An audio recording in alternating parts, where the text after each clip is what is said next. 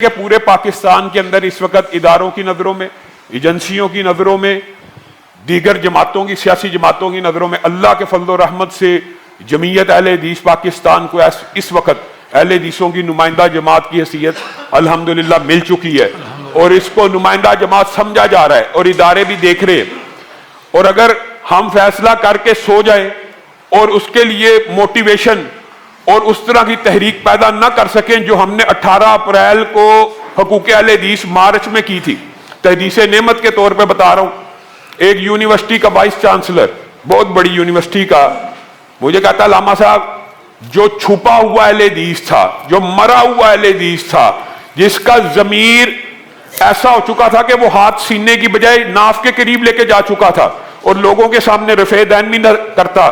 آپ نے جب 18 اپریل کو حقوق اہل حدیث مارچ کی تیاری کی ہے اور 18-20 دن کمپین کی ہے، وہ اہل حدیث بھی آپ کے مارچ میں شامل ہوئے ہیں اور ان کو بھی اپنے اہل حدیث ہونے پہ فخر ہوا ہے۔ تو اگر ہم یہ چاہتے ہیں کہ ہم مینار پاکستان میں ایک عظیم الشان جلسہ کریں تو ہمارا ہدف کیا ہونا چاہیے؟